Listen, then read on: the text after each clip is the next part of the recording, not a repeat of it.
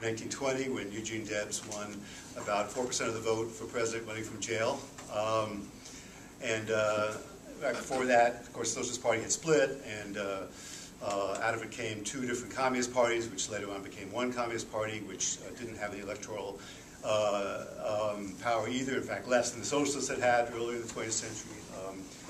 And actually, some people have done research on just using the term itself and found that the term itself, except for anti-left people, anti-socialists, anti-communists, the term basically disappeared from the mainstream press after 1920. Left was used much more, but not socialist so much. Very different from Europe. And of course, the term itself is now used primarily as a scare term for the right. And that, unfortunately or fortunately, perhaps, in different ways, has caught on. I teach a course in the history of socialism to first-year students at Georgetown, 18-year-olds, and signing Sherry's book, among other documents, and secondary works. And in the first class last fall, I asked them how many people thought Obama was a socialist. Half of them raised their hands. And these are not conservative students, for the most part. Most of them were favorable to what they thought was socialism. In fact, one of the reasons they took my course was they wanted to learn more about their socialist president. And actually there's a recent poll, I'm not sure how recent, where Americans are asked, do you favor socialism or capitalism? And about 32% said socialism. And obviously most of those people voted for Obama.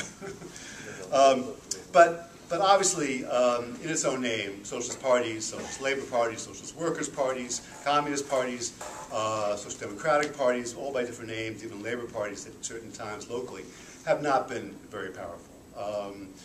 We know the great American exceptionalism on this count, and the long and often repetitive literature about why this is so. I don't want to go into those topics, though we can in questions, if you will. The question is sort of, having taught about it and written some about it myself, sort of bores me now. You know, I'm more interested in a paradox, which is in many ways, I think socialists have been quite influential in American history, and I can talk about different ways that's been true. But let me just focus on one particular aspect of that.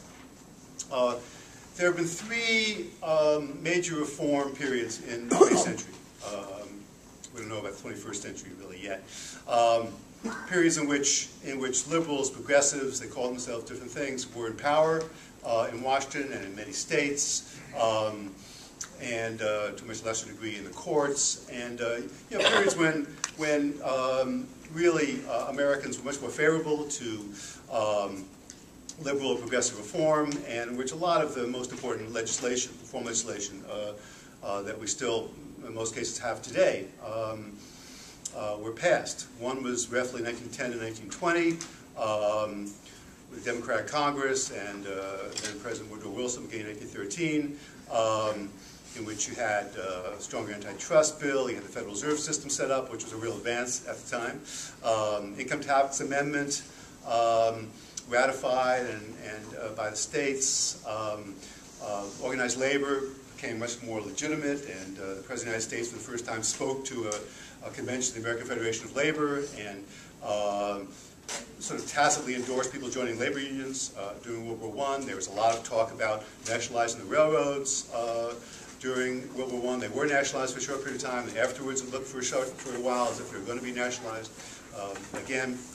In the second period, of course, one we're all familiar with, 1930s and World War II period, New Deal, you know, beginnings of what looked to people like a move towards a social democratic system, much more like that which began to be installed in Western Europe after World War II and was already being installed, as Sherry's written about, in Sweden in the 1930s.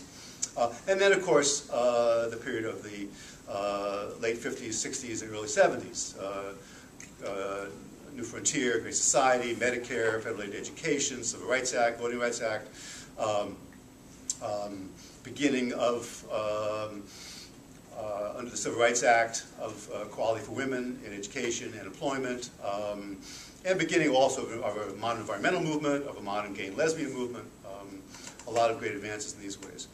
Well, you know, I would argue that, in fact, each of these reform periods was not completely indebted to, but certainly in an important way that's not been acknowledged enough by historians, and certainly not enough by journalists who write about these periods, to socialists. Explicit socialists in most cases, and some cases people who were socialists in private, but didn't talk about that ideology, that faith in public. For the first period,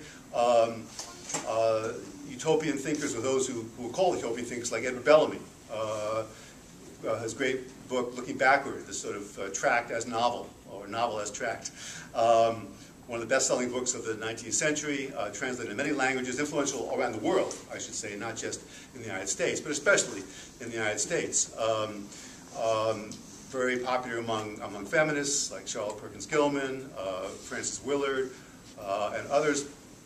A book which, along with other socialist writings at the time, people like William Dean Howells and others, really helped to, I think, promote a sense that the rights of labor were essential, that monopoly was an evil thing, and that the brunt of the argument in American society, among American intellectuals and people who were concerned with the plight of the poor, began to turn to be much more favorable to socialism. This, of course, at a time when mass socialist parties were being built and growing and having quite a bit of electoral support in Western and Central Europe too. And some of the people who were in power, like Theodore Roosevelt and Woodrow Wilson and others, argued quite explicitly that they wanted to carry out certain reforms in order to forestall more movement towards socialism. The Socialist Party in this country was as strong as it ever has been, but I think in many ways more powerful were the critiques that socialists were making, like Bellamy, like Debs, and others, of inequalities in America.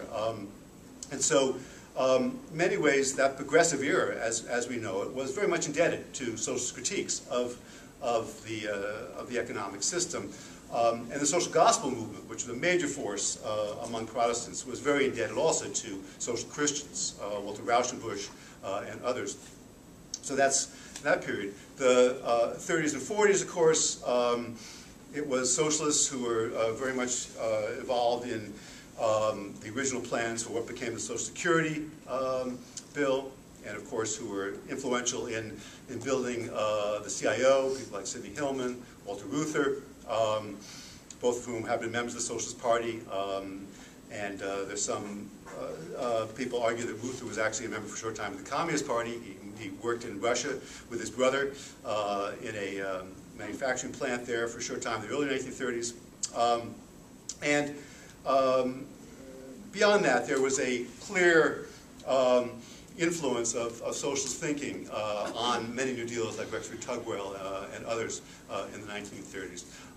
And also, though one wouldn't want to emulate their political prescriptions, the Communist Party was clearly important in the 30s in promoting a sense of the inequalities on the basis of race, something which primarily the black movement had not been able to do, with the defense of the Scottsboro Boys, with pushing for the integration of baseball, which the Daily Worker was very essential in doing, with pushing for a more integrated labor movement. Communists, and to a lesser extent socialists, were very important in promoting a sense that the American state had to be multicultural, American society had to be multicultural, and that it wasn't enough to talk about economic equality, but we had to talk about racial equality along with economic equality. In the 60s and early 70s, of course, one of the great figures in the history of dissent, Michael Harrington, who talked about socialists should be involved in pushing the left wing of the possible, was in many ways the father of the anti-poverty program, acknowledged as such by historians of the 60s. And of course, the modern civil rights movement is very much indebted to figures like Barry Rustin, A. Philip Randolph.